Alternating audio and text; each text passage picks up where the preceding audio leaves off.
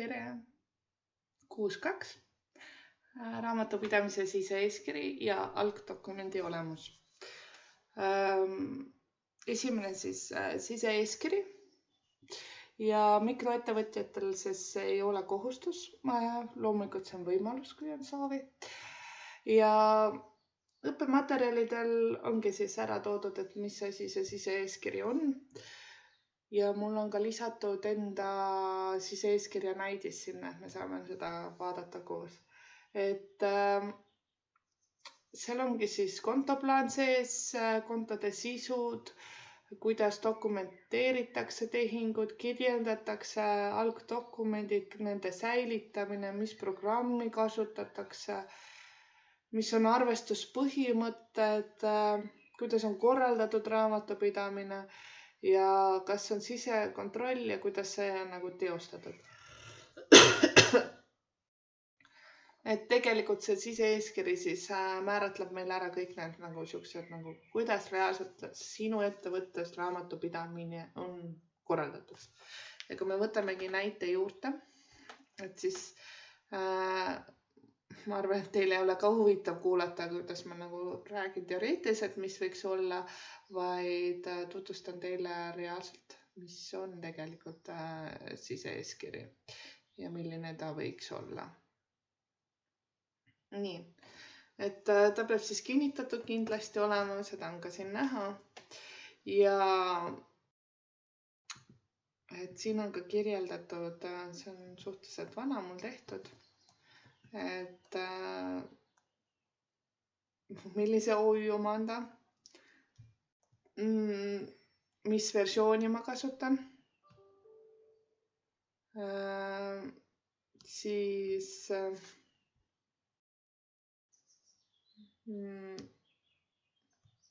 mis on algdokumendid, kuidas neid tehakse. Et tegelikult miks ta mikrode puhul enam nii oluline ei ole, ongi see, et hästi palju on nagu siukest nagu stampsisu. Aga samas tegelikult on ka näha siin, kas sa oled teadlik, mis seaduses su kohustus on ju. Et siin on ka seda natukene nagu käsitletud. Et sa tead, et millega see nagu päädib, et kuhu sa ennast nagu sidunud oled.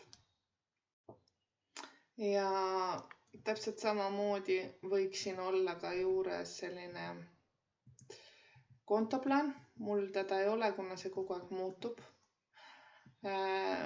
Kuidas on arvestatud midagi, et miks see sise-eeskiri ongi hea on see, et see on nagu kirjas need nõuded, mida sa peaksid jälgima oma raamatupidamises.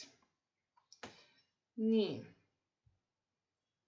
Et lihtsalt, et te võite tutvuda selle sise-eeskirjaga ja vaadata, kas seal on mingit infot, mille kohta teil oleks vaja lisainfot ja analüüsida see nagu teie enda jaoks lahti, et mis see tähendab. Ja lihtsalt infoks ka teile, et kui keegi küsib, siis teil ei ole seda kohustust enam teha. Aga nüüd me lähme põneva teema juurde, algdokumentide juurde. Tegelikult see on väga põnev teema, seepärast, et sellega ma igapäevaselt puutun kokku ja selle kohta ma saan tohutult palju küsimusi. Et mis see on, tähendab, et kas see on dokument, kas see on kulu, on teine küsimus, kas see on mu ettevõttele sobib kulu. Kahjuks raamatupidaja väga seda ei saa teada, sest ettevõtte juht ikka teab oma ettevõtte kulusid ja tulusid paremini. Aga võtame siis lahti siis selle, et algdokument ongi siis tõenduseks konkreetse tehingu toimumise kohta. Näitab, mis on sisu ja selle puhul ongi hea hinnata, kas see sisu on oluline ettevõtte tulu või kulu poole pealt. Ja siin ongi nagu 2 seadust, mis seda käsitleb. Raamatupidamise seaduses oli ka algdokument ära kirjeldatud. Tulumaksuseaduses on kirjas see, et kui sul algdokument ei ole loetav või siis ta puudub, siis sa peaksid maksma tulumaksu selle pealt. kui on algdokument, mis pärast tunnistatakse, et ei ole ettevõtlusega seotud kulu, on mitte nagu, et see ei ole ettevõtluse kulu, siis see on erisoodustus ehk siis hüve sulle kui juhile, siis on tulumaks pluss siis sotsiaalmaks 33% pluss siis 20% tulumaksu. Ehk siis see on see risk, mida nagu tihti ettevõtte juhid nagu just küsivad minu käest, et kas see on ettevõtlusega seotud kulu või mitte. Minu küsimus on vastu, et kuidas ta siis ettevõtlusega seotud on, et kirjelda mulle, mis see kuludokumendi sisu on. Ja hinda ja põhjenda enda jaoks ära, kas ta on sul ettevõtlusega seotud või ta on pigem sinu kui isiku isiklik hüve ja sa saad sellest ka hüve väljaspool seda nagu ettevõtlust, et see alus on tegelikult ju see, et meil on eraldi rahakotid eraisikul ja ettevõttel. Ja kuskil pole õiget nagu vastust ka sellele, sellepärast et see tihti sõltub ainult nagu reaalsest ettevõttest. Nii, kulude all me räägime rohkem nendest asjadest. Ja lisaks siis ongi arve on tavaliselt see siis, mis on, aga sinna juurde võiks ka olla mingi kirjeldus, et sul ei piisa. Vahepeal olid väga popid sellised ostuarved, koolitusteenus või koolitusteenus ei olnud, konsultatsiooniteenus 100 tundi ja 50 eurot tund. Et ta on arve, kõik on korras, nii edasi, aga tegelikult sisu sealt ei tule välja, et seal juures võiks olla mingi leping või siis teenuse akt või siis täpsemalt see arve lahti kirjeldatud, mis konsultatsiooniteenus see 100 tundi oli. Et sellest ainult ei piisa, et sa kirjutad sellise arve. Et tegelikult loeb, mis see majanduslik tehing ja mis see sisu oli. Ja ongi siis ka sisu ja periood võiks välja tulla. Siis näitajad, kogushind ja summa ja müüja nimi.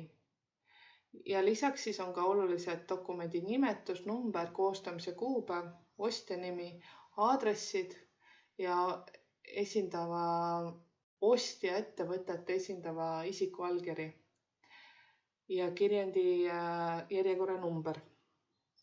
Mis see tegelikult tähendab seda, et enam ei ole kohustust, et see, kes sulle müüb midagi, tema allkiri oleks, vaid see, kui sa vastu võtad, siis sa kinnitad selle raamatupidamisse oma allkirjaga, et see on juhi poolt toodud ja otsustatud ettevõtluskulu. Et see allkiri tõendab seda.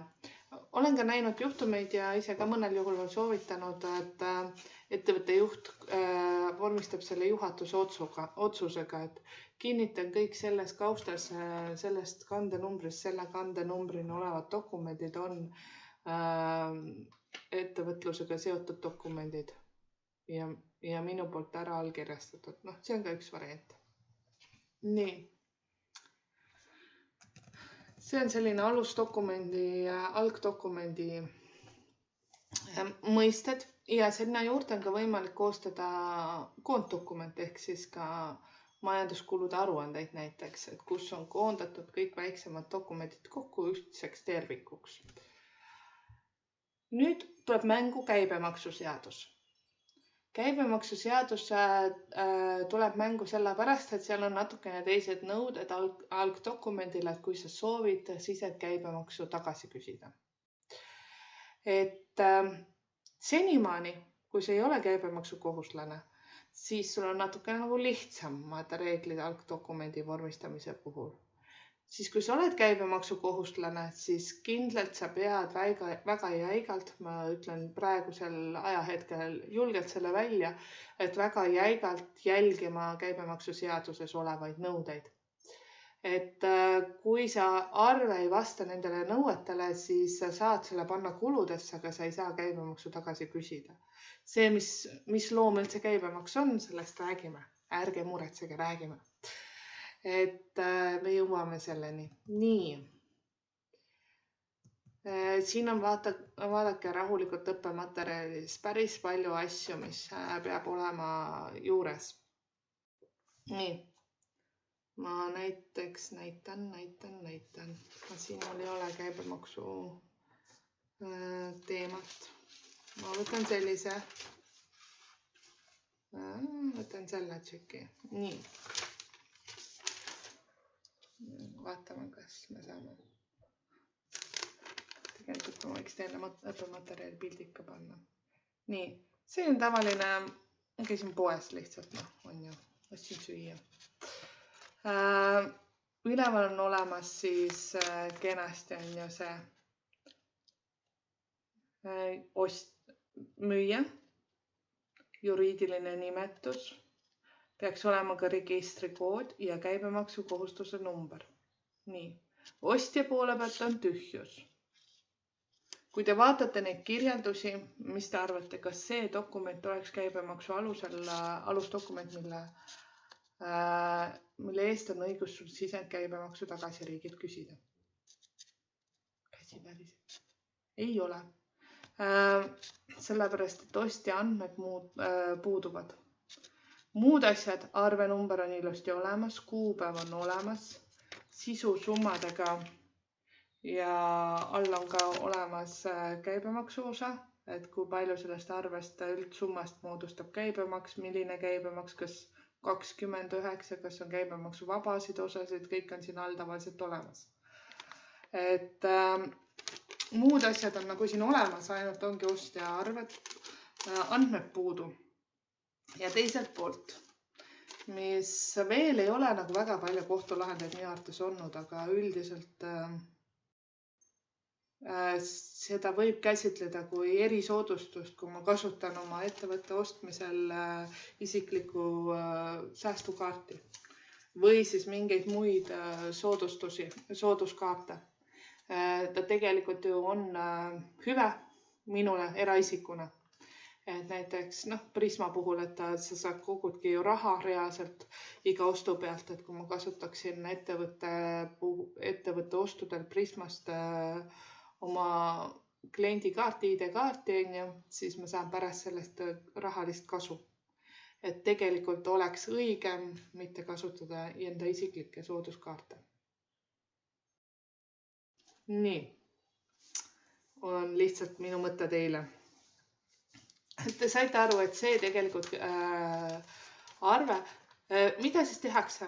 Kirjutatakse käsitsi peale ettevõtte nimi. Tegelikult ta kuluks sobib, kui sa kirjutad käsitsi peale. Et ta kuluks sobib. Aga viimased lahendid on näidanud, et tegelikult käibemaksuseaduse mõistes ta ei sobi sinna. Et see peaks ikkagi infoletis või kuskil olema trükitud peale. Või siis, kui me võtame sellise näite, sellisel kujul on tihti. Et ta on ka käsitsi kirjutatud, aga ta on konkreetselt sellesama müüja poolt koostatud sinule personaalselt. Tegelikult ka üldiselt, mis nende puhul on see mure, et eesmärk on vältida topelt kasutamist, et see on ebaseaduslik. Et see sama tšekk või asi läheks kuskile mujale ka raamatupidamisse. Et see on kõige julmem asi, mida teha. Et senikaua, kuni sa suudadki, et kirjutadki käsitsi peale, pärast kui kellelgi on küsimus selle kuludokumendi kohta, siis lased lihtsalt nagu küsida juurde, et oleks ettevõtte nimi. Nii, nüüd me vaatame järgmist. Et erandid, õppematerjalidest te näete ka, siin on edasi tulebki erandid, lihtsustatud arve, on kuni siis 160 eurot reisi- ja veoteenuse osutamisel, ehk siis ka taksod lähed siia alla ja parkimisautomaadist või automaattanklast tulnud arve. Et siis on lihtsustatud arvega tegemist ja see on nagu okei, et näiteks see on siis lihtsustatud arve. Tavaline siuke nagu tšekk on ju, mis tuleb automaadist.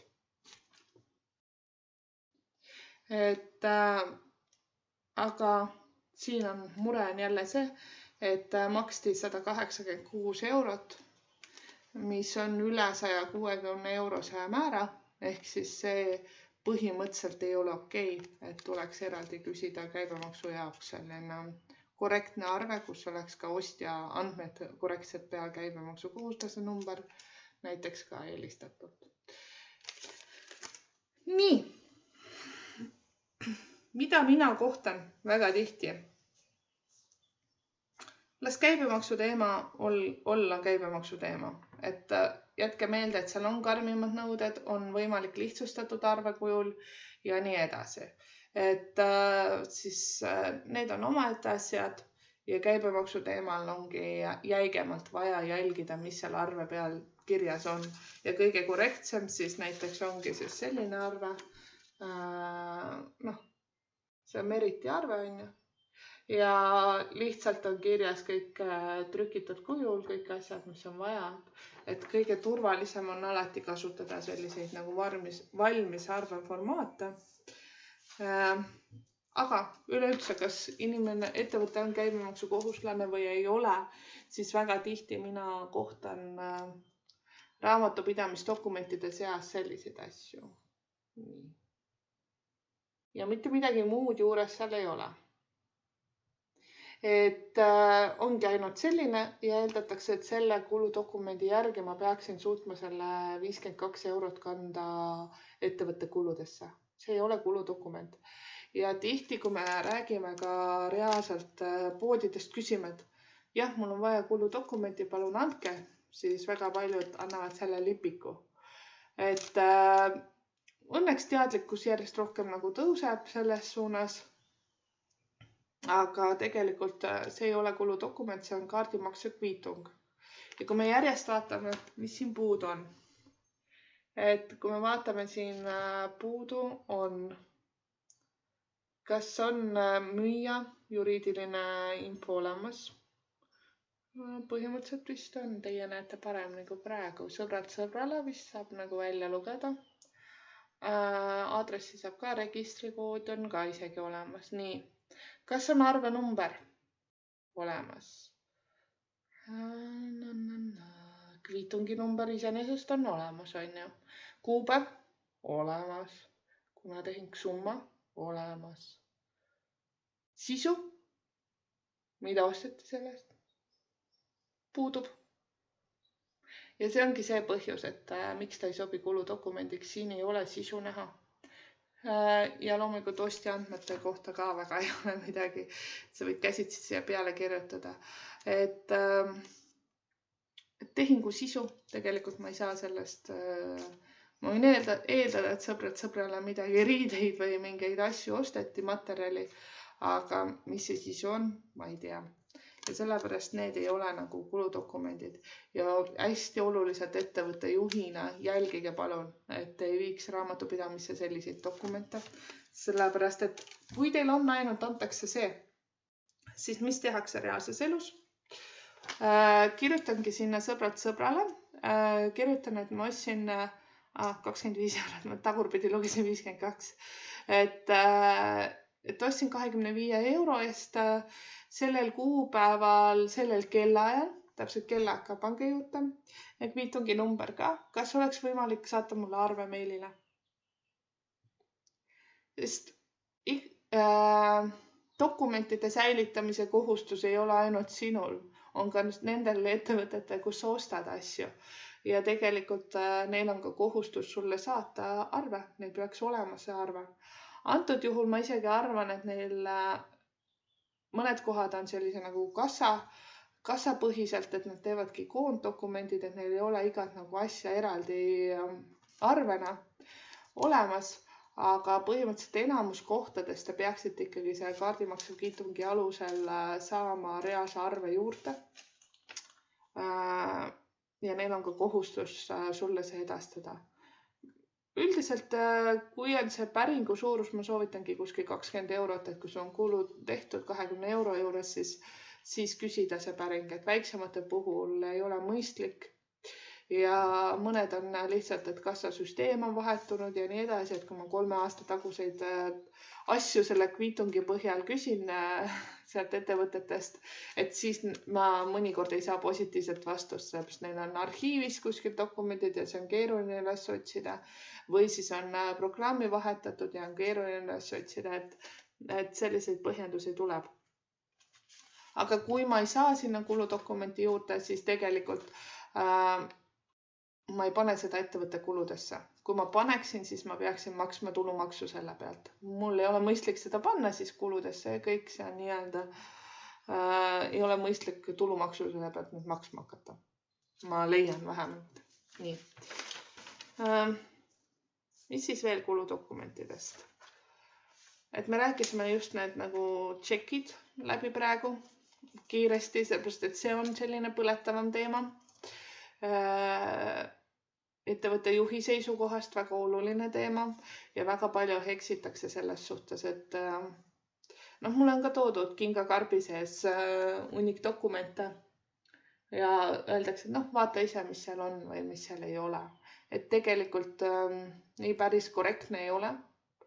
Ma võin alati raamatupidajana aidata teda, et kui ta ütleb, et jah, et ma tegelikult selle koera toidu ostsingi oma koerale, aga ta tegelikult töötab mul teraapia koerana ja me just tulime laste juurest ja nii edasi, tegime töötuba ja sellisel juhul proportsioon sellest koera toidust kuulub ettevõtte kuludesse, kuna tema teenus üks tulupool, see on see tulude-kulude vastavus, mida tuleb alati jälgida. Üks tema tulupool ongi teraapia koeraga teenuste pakkumine. Ja see tahes-tahtmata kuulub sinna juurde.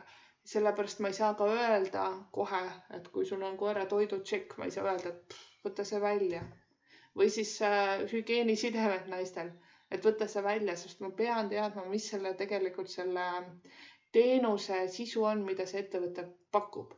Hügieenisidemed naistele või tüdrukutele, et kui tal on sotsiaalne ettevõte heategevuskampaania raames, ta ostis need hügieenisidemed näiteks turvakodusse kuskile tüdrukutele. Või siis ta käiski seal mingit teenust pakkumas, mille üheks osaks on siis hügieenisidemete jagamine. Et need asjad on nagu olulised, et toidutšekid on nagu põhilised ka, mis tekitavad küsimusi, et kas see on nüüd ettevõtte kulu. Kui see reaalselt kulude poole pealt me räägime, et kuna see toidukulu on ja kuna ei ole. Et õigemini kõike tuleb põhjendada. Juhina sa saab põhjendada raamatupidajale või iseendale, aga kui sa ei oska seda põhjendada ja sa ei suuda ka nagu enda jaoks ära mõtestada, et see on ettevõtlusega seotud asi, siis seda ei ole mõtet kuludesse panna. Aga kui ta on vähegigi seotud ettevõtlusega, siis pane ta kuludesse. Ja see on põhiline viga, mis tehakse ka, et arvatakse, et kui mul ei ole ettevõtte kontol raha, ma ei ole müüki, siis ma ei tohiks kulutusi panna sisse. Vastupidi. Strateegiliselt nutikas oleks panna kõik kulutused, mis sa teed sisse. Sa maksad oma isiklikust rahast need kulutused ju kinni alguses, aga nad on tugevalt ettevõtlusega näiteks seotud selleks, et sul tekiks mingi tulubaas tulevikus. Ja panedki kõik need kuludokumendid ettevõttesse sisse kuludena ja makseviisina läheb siis aruandva isiku poolt tasutud. Aruandev isik on see inimene, kes siis teeb selle kulutuse ja maksab kinni ettevõtte eest. Ja kui sul tekib see tulubaas, ehk siis sa müüd midagi, siis tulevikus saad selle raha ettevõttest kätte. Et nii kui sa oled ära asutanud juriidiliselt ettevõtte, sel kuupäeval, kui äriregister kinnitab, et sul on oma ettevõte, sa oled palju õnne, sa oled ettevõtte omanik, siis kõik kuludokumendid, mis vähegi ettevõtlusega on seotud, on ettevõtluse kulud, lähevad ka ettevõtlusse sisse. Nagu ma ütlesin, rahakotid on lahku, erinevad ja sa ei pea enam maksma ettevõtte asju nii-öelda ainult iseenda taskust. Sul on võimalus maksta, aga pärast need tagasi saada. Kui sa neid kulutusi sinna ettevõtlusse ei pane alguses, siis sul ei ole õigust ka hiljem seda tagasi saada. suhteliselt maksuvabalt ka veel. Nii, kuludokumendid. Aga tegelikult on meil kuludokumendid ka või algdokumendid ka ongi siis müügiarved, ostuarved, igasugused lepingud, et sa ei saa osta eraisikult enamasti arve alusel. Tihti küsitaksegi, et ma tahan eraisiku käest auto osta, et kuidas ma siis selle tehingu vormistan. Sama ostu-müügileping ongi siis algdokument, mille alusel tehing toimub ja see algdokument tuleb siis raamatupidamisse saata. Et lepingud on ka loomulikult algdokumendid. Ja personaliga seotud kõik töölepingud või üldse lepingud või lähetuskulude aruanded, päevarahade maksmised, kõik need ka on dokumendid, mida raamatupidaja vajab, et kirjandada ja teha teatud tehingud raamatupidamisprogrammis nende asjadega ära. Seepärast, et kõik see, mis liigub läbi pangakonto, on vaja tõendada. Erandiks on riigilõivud, et riigilõivude puhul ei ole otsest vaja tõendust või siis ka maamaksu puhul ma ei ole nagu eraldi mingit algdokumenti palunud saata. Et ma olen lihtsalt aasta alguses nõudena üles võtnud ja kui ära makstakse, siis aasta alguses kohustusena üles võtnud, kui ära makstakse, siis kohustuse maha võtnud. Et riigilõivud ja maamaksud ei ole nagu sellised, mille jaoks siis algdokumenti vaja on. Aga kõik muu asi, mis läbib sinu pangakontot, ettevõtte pangakontot, on vaja tõendada mõne dokumendiga. Ja kui sa paned ettevõtte kontole sularaha automaadist, siis ei ole vaja automaati kvitungit, vaid on vaja seda, kuidas kassas see asi liikus, kuidas see raha tuli kassasse, kas ta tuli müügiarve tasumisest sularahana või siis omanik andis laenu. Mis siis variandid veel, kuidas kassasse raha tuleb, ongi need 2 varianti ainult, et kas sa müüd midagi või siis omanik andis laenu. Või siis maksis mingeid kulutusi tagasi, kuna kaardid läksid sassi või midagi sihukest. Tasaarvelduse teema ka. Et kui tuleb kassast sularaha või läheb sularaha pangakontolt kuskile, siis on vaja kassas liikumiste jaoks, iga liikumise jaoks oma dokumente peab olema. Ja ärge võtke, et see peab olema arve. Lepingud on väga suured nagu suure osatähtsusega ka, et laenulepingud omanikuga tehtud, need sellised asjad võiks olla. Juhatuse otsus on üks nagu sihuke alusdokument mõnes mõttes.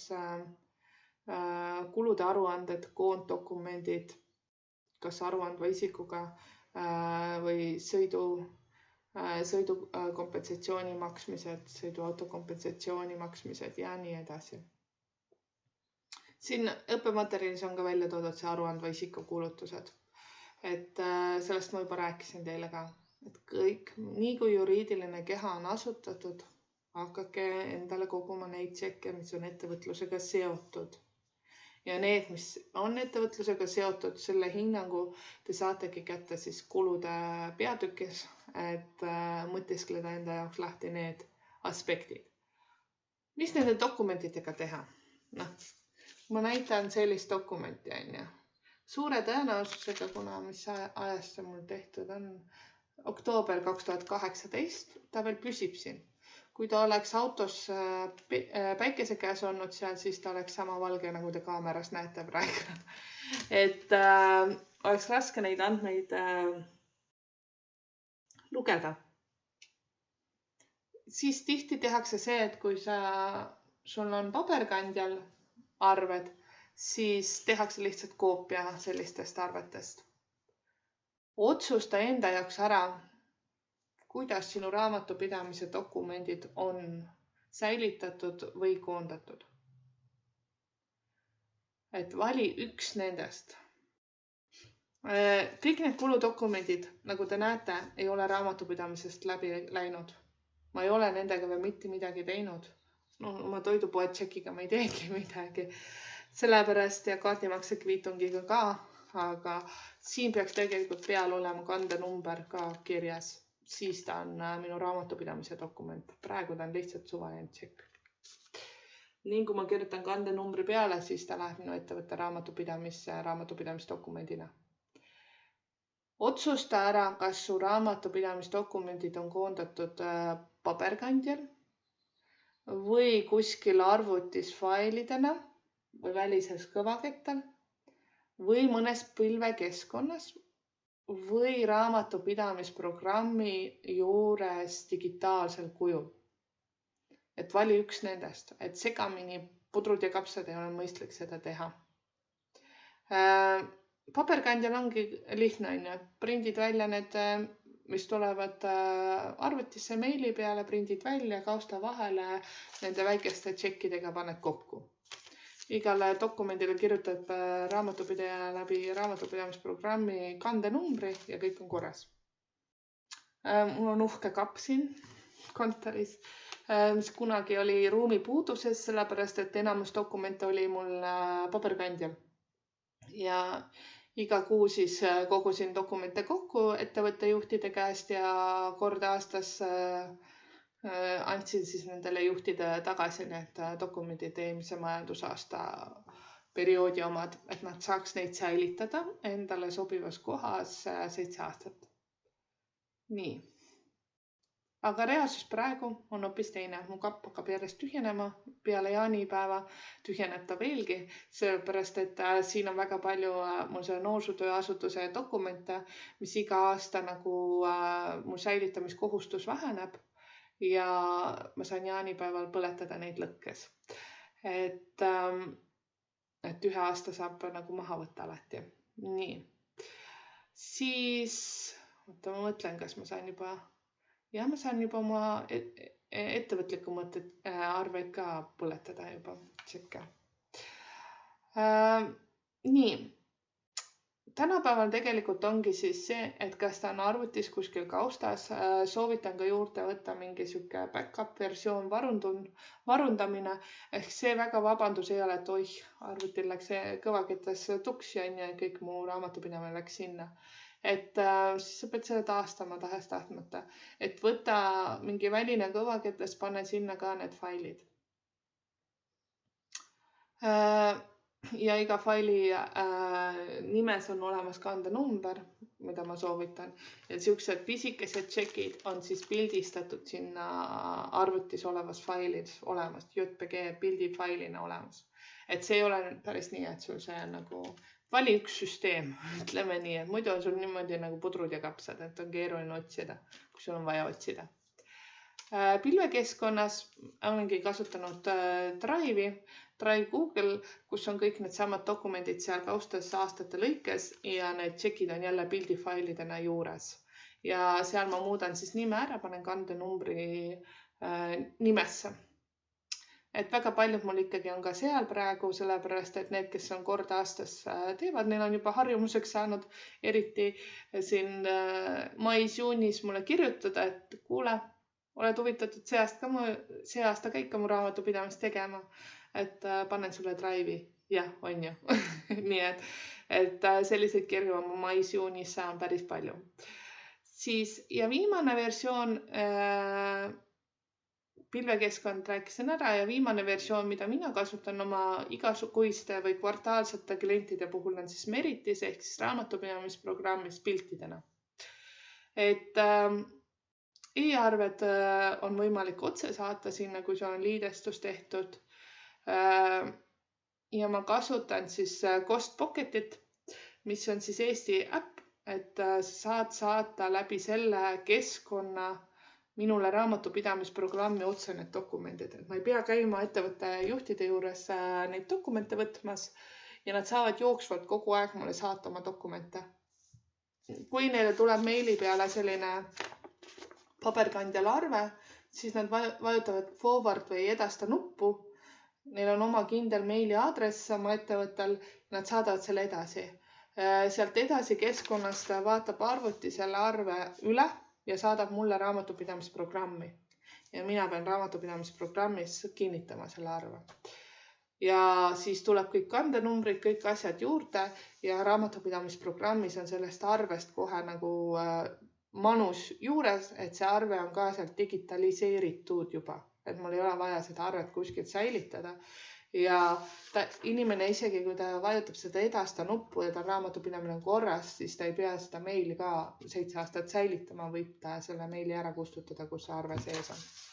Sellised pisikesed tšekid, siis on neil olemas telefonis äpp, mille kaudu nad pildistavad mulle selle tšeki ülesse, teevad paar selgitust juurde, et kuidas makstud on, kas on vaja aruandvale isikule tagasi maksta või sularahas või mismoodi ja teevad selle ära. Jälle arvuti oleneb paketist, vahepeal ka inimene vaatab üle selle ja tuleb mulle raamatupidamisprogrammi ja pilt jääb ilusti juurde ka. Ehk siis ta digitaliseerib selle pisikese tšeki ka ära ja läbi selle ei ole sul vaja kuskil seda tšeki enam põhimõtteliselt sa võid visata selle prügikasti. Et kõik on nagu seal raamatupidamisprogrammis olemas. Et sellised võimalused on olemas tänapäeval. Ja see on nagu see, mida mina kasutan. Et kõik jookseb mulle programmi sinna kokku. Ja 7 aastat, kui ma kasutan seda programmi, siis põhimõtteliselt mul on ka võimalik neid kätte saada. Pean tegelikult Meritist uurima, et mis siis juhtub, kui ma sooviks vahetada programmi pakkujad, kuidas ma siis need arved kätte saan, need digitaliseeritud. Või siis ma ei soovi enam kasutada Ghost Pocketit, vahetan mõne muu vastu, et mis nendega saab. Aga ma arvan ja eeldan, et tegelikult et ta on suhteliselt usaldusväärne teenuse pakkuja ja ta on ka tegelikult Eestis väga suure turuosa all, Merit, et siis niisama kuskil ei kao ka selle 7 aasta jooksul siin. Nii. Erandiks on siis töölepingud. Neid ma palun tavaliselt saata ettevõtte juhtidel ikkagi meilitsi. Ja nende põhjal siis ma saan teha kõik vajalikud kanded, palgaarvestused ja nii edasi. Ja lepingud võiks olla teil kas siis nagu digitaalsel kujul kuskil nagu kaustas olemas süsteemis või siis paberkandjal oleneb, kuidas teie praktika on lepingute vormistamisel. Ja neid tuleb säilitada 10 aastat. Et need peavad alles olema teil. Kõik töötajatega seotud dokumendid. Mis ma tahtsin veel öelda dokumentide kohta. Midagi tuli mulle töötajatega seoses meelde. Nüüd läks meelest ära. Soovitan tänapäeval tegelikult digitaalset allkirjastamist sellepärast, et tegelikult siis jääb teil ajatempel juurde. Et kui ma võtaksin paberkandjal suvalise, ma ei jää praegu siin näppu, suvalise mingi avalduse, juhatuse otsuse, töölepingu paberkandjal allkirjastatud.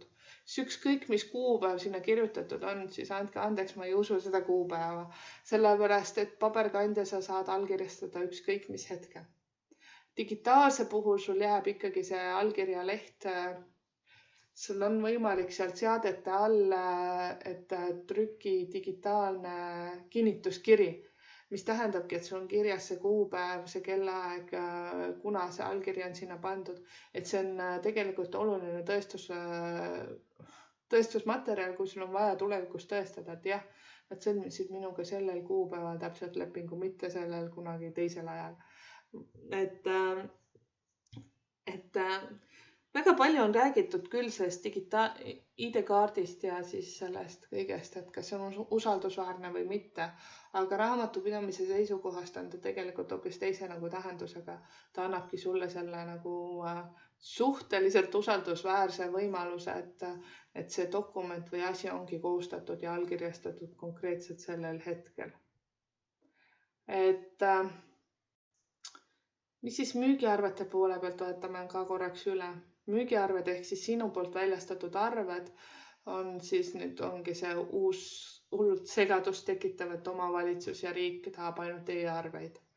No enamusti tõsiseltvõetavates raamatupidamisprogrammides on see e-arve moodul täiesti tasuta olemas, nagu Meritis on Omnivaga seotud ja see on tasuta sulle, et sa lihtsalt nagu vajutad e-arve ja see e-arve läheb kohal, see on väga mugav. Natukene võib-olla tekitab siis küsimusi see, et kui sul on vaja tõestada ja midagi juhtub selle e-arvega, et kuidas sa siis tõestad, et see e-arve on kohale läinud. Et enamasti on näha ainult see kuupäev või kellaaeg, nagu et kuna see välja on läinud, aga kui see teisele poole ei ole jõudnud, siis on natukene keeruline tõestada seda. Aga müügiarvete puhul ka palun kasutage raamatupidajaga ühissüsteemi, kui on vähegi nagu võimalik. Et tihti, mida mina näen, on see, et tehakse kuskil Excelis või siis mingis arve loomise keskkonnas need müügiarved ja raamatupidaja peab kõik need topelt sisestama, topelt tööd tegema.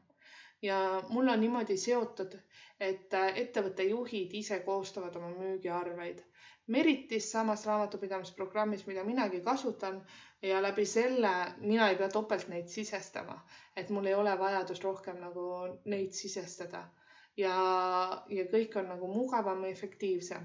Et erandiks on ikkagi endiselt mul need e-poe asjad, et kus e-pood saadab näiteks Voxis saadab või üldse kodulehe kaudu tehtud e-poe moodul saadab automaatselt klientidele neid arveid ja asju, siis see tähendabki seda, et seal oleneb keskkonnast, mida sa kasutad, ei pruugi olla ühilduvist sinu raamatupidamisprogrammiga, et siis peab natukene nagu koondeid ja topelttööd tegema. Seepärast sul ei ole mõistlikku lahendust.